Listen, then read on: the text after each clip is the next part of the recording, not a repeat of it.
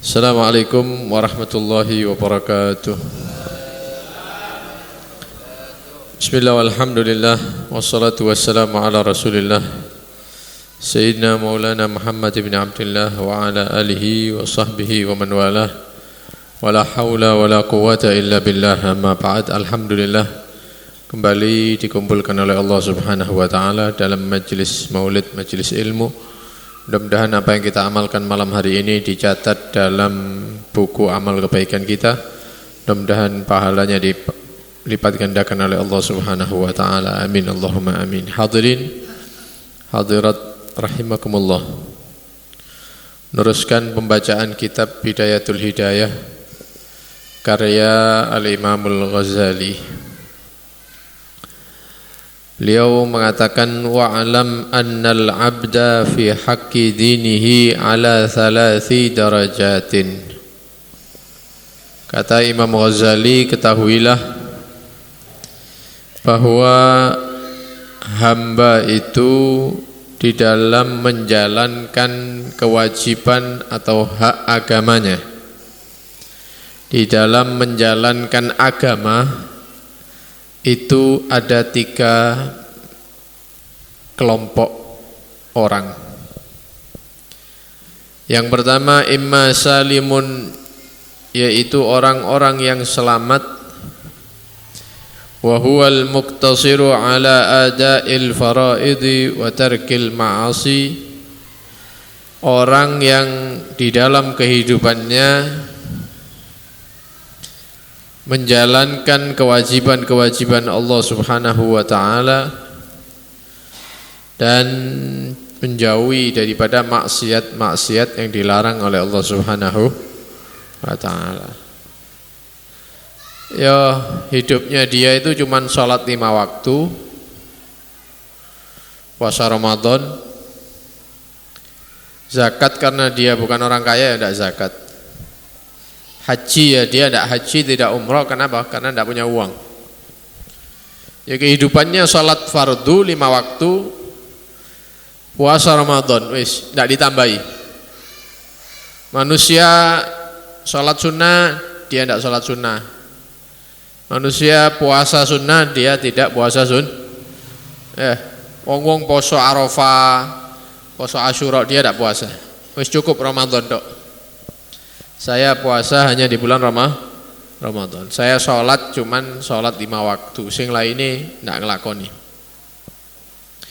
Ini orang-orang yang hidupnya seperti ini, mulai balik sampai meninggal dunia, tidak pernah meninggalkan kewajiban. Kemudian maksiat dia tidak melakukan, menjauhkan diri daripada maksiat. Kalau melakukan satu maksiat, dia bertobat kepada Allah subhanahu wa ta'ala. Maka manusia-manusia seperti ini adalah manusia yang nanti di akhirat dikatakan salimun, selamat. Orang yang selamat. Kenapa? Dia menjalankan perintah Allah yang wajib, meninggalkan larangan-larangan Allah. Allah selamat. Lu tidak sholat sunnah wong iki, tidak poso sunnah, tidak masalah. Yang penting dia menjalankan wajib, menjauh yang haram. Wis selesai.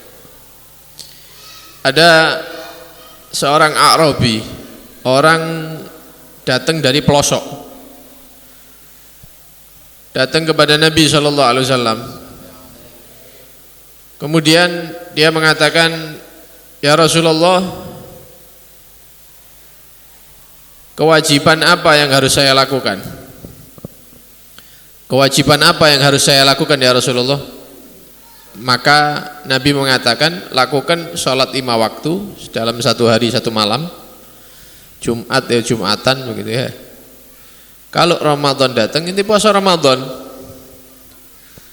Kemudian orang ini tanya kepada Nabi, ada kewajiban lain tidak selain sholat 5 waktu, sholat Jumat dan puasa Ramadan ini? Ya tidak ada katanya Nabi. Ya sikut tok, sing wajib ikut tok.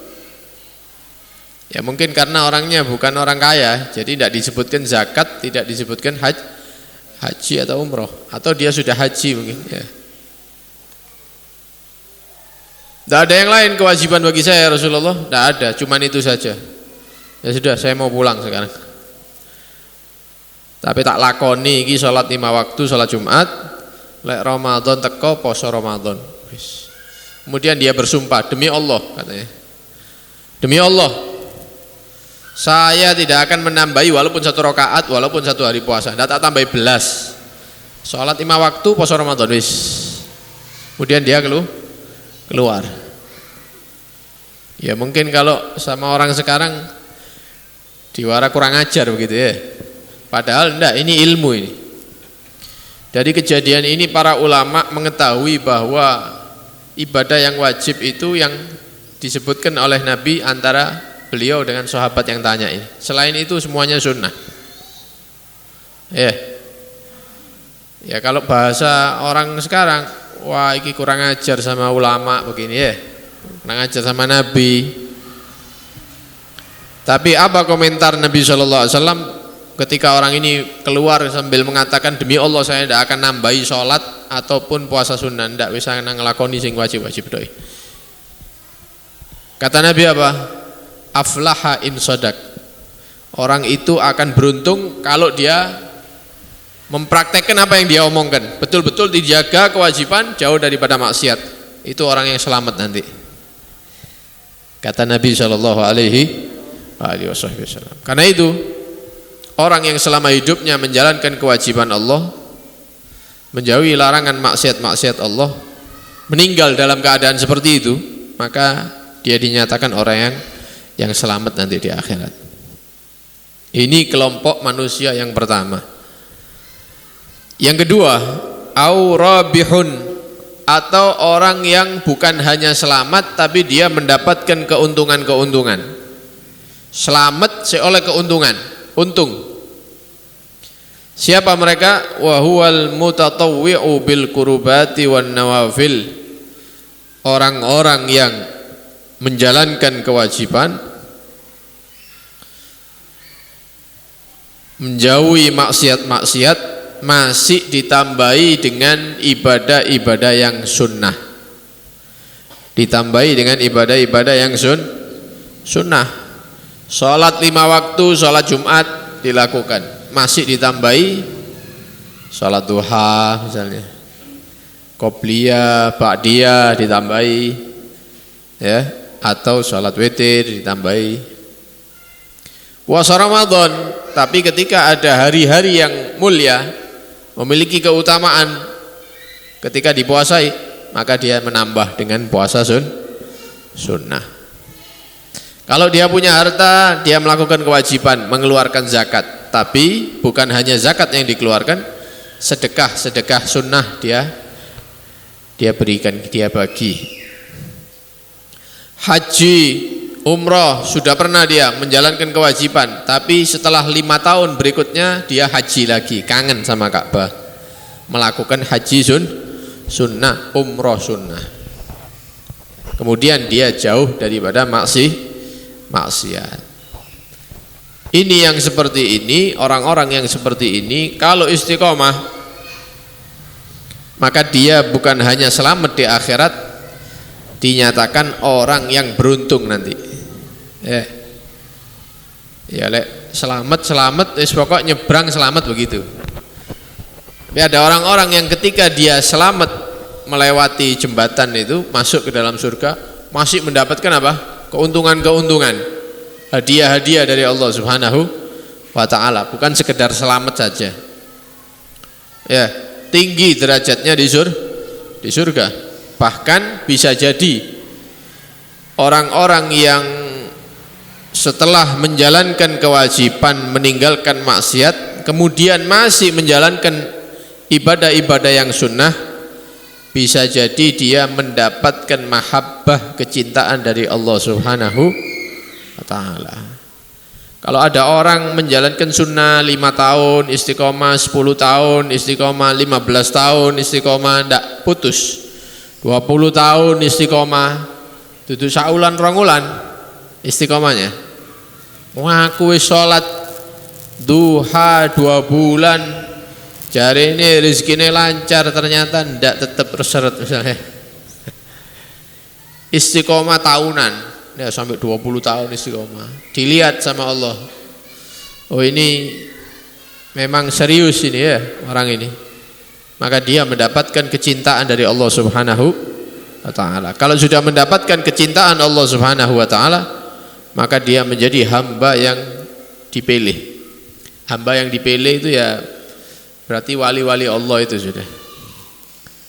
Kalau sudah seperti itu, anggota badannya akan dijaga oleh Allah Subhanahu wa ta'ala. Tidak memandang kecuali yang baik-baik, tidak mendengar kecuali yang di situ ada ridho Allah Subhanahu wa ta'ala, tidak memakai tangannya kecuali di dalam hal-hal yang diridhoi oleh Allah Subhanahu wa ta'ala, tidak melangkahkan kaki kecuali ke tempat-tempat yang diridhoi oleh Allah Subhanahu wa ta'ala. Kalau minta sama Allah ngangkat tangan, diberikan sama Allah.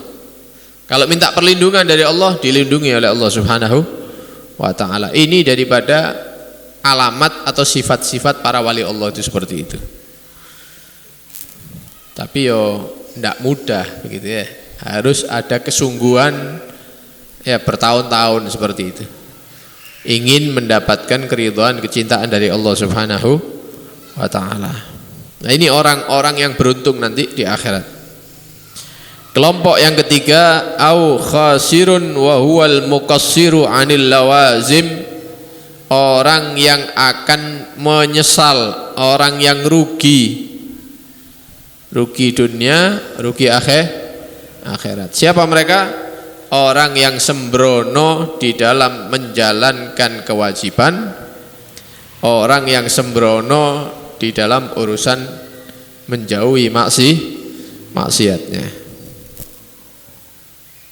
Subuh kadang-kadang tidak sholat, ini padahal wajib ya,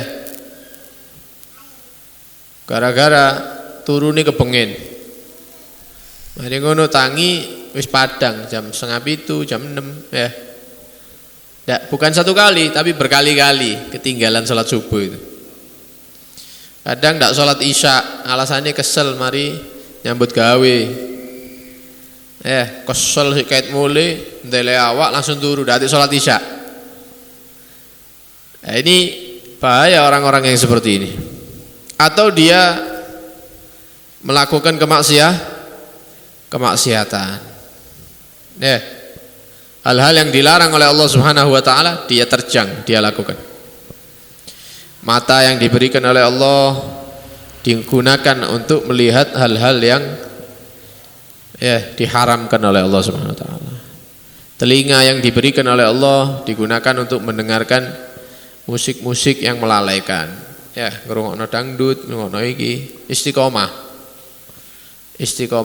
ngrungokno dangdut, lagu India. Tangan yang diberikan oleh Allah dilakukan untuk melakukan maksiat. Kakinya digunakan untuk melangkah ke tempat-tempat yang tidak diridhai Allah. Kemaluannya melakukan maksiat. Perutnya diisi dengan hal-hal yang haram. Ini kalau keadaan seorang hamba seperti ini tidak berubah dia tidak bertobat kembali ke jalan Allah Subhanahu wa ta'ala, ditakutkan meninggal dalam keadaan su'ul wal'iyadzubillah min dzalik. Mudah-mudahan selamat semuanya. Kalau sudah seperti itu, maka ini orang akan getun. Kalau sudah masuk dalam kuburnya, dia menjadi orang yang menyesal. Di saat-saat penyesalan itu sudah tidak memberikan manfaat lagi. Sudah ada manfaatnya nyesel lek mati. Kalau nyesel sekarang ini ada manfaatnya. Nyesel sekarang, tobat kepada Allah, ya berubah menjadi orang yang baik, menjalankan kewajiban, menjauhi maksiat, berubah sekarang. Nyeselnya sekarang ketika hidup maka akan memberikan manfaat. Lek wis mati nyesel ya percuma. Jangan dicabut sekarang nyawa saya, undur 5 menit, saya mau tobat, tak bisa. Kembalikan saya kepada kehidupan dunia, supaya saya bisa melakukan amal-amal soleh, memperbanyak sedekah dan lain-lain. Tak bisa, sudah mati kok. Tak bisa kembali lagi ya. Ini kalimat-kalimat yang pasti diucapkan oleh orang-orang yang tidak taat, tidak patuh kepada Allah Subhanahu wa ta'ala ketika hidupnya. Ya, mudah-mudahan kita tidak tergolong orang-orang yang seperti ini. Kemudian kata beliau Al-Imam Al-Ghazali, fa illam takdir an takuna rabihan, kalau kita tidak bisa menjadi kelompok yang beruntung, kelompok yang beruntung, wajib sih ditambahi sunnah, kemudian meninggalkan maksiat. Tidak bisa seperti itu, sih belum bisa istiqomah. Fajtahid an takuna saliman, minimal jadilah orang yang nanti selamat di akhirat. Minimal kewajiban itu lakukan, jangan ditinggalkan. Tinggalkan maksiat itu minimal sudah, supaya selamat nanti di akhirat. Wa iyyaka tsumma iyyaka, hati-hati antakuna khasiran, kita tergolong orang-orang yang nyesel nanti ketika datang kematian, ketika nanti kita dibangkitkan oleh Allah Subhanahu wa taala. Kalau sudah nanti ternyata kita dikumpulkan bersama orang-orang yang digiring ke neraka Allah, wah luar biasa itu penyesalannya. Yang satu jalan ke kanan, kita ke kiri, ya kelihatan para nabi-nabi jalan ke sana,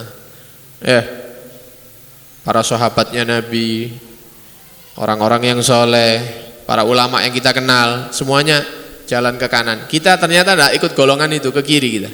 Kelihatan Nabi Muhammad ternyata jalannya beda dengan kita, digiring ke neraka Allah, waliyadzubillah min. Karena itu di dalam menjalankan kewajiban Allah ini jangan main-main, utamanya sholat. Lebih utama lagi sholat subuh dan sholat isya. Dijaga kewajiban, Ramadan dijaga, tinggalkan maksiat. Mudah-mudahan dikumpulkan dengan orang-orang yang baik, orang-orang yang soleh, dunia sampai akhirat. InsyaAllah nanti di pertemuan yang selanjutnya beliau Al-Imam Al-Ghazali membahas tentang pembagian manusia ini di dalam interaksi atau kumpul dengan makhluk yang lain. Ya, dibagi oleh beliau menjadi 3 bagian juga.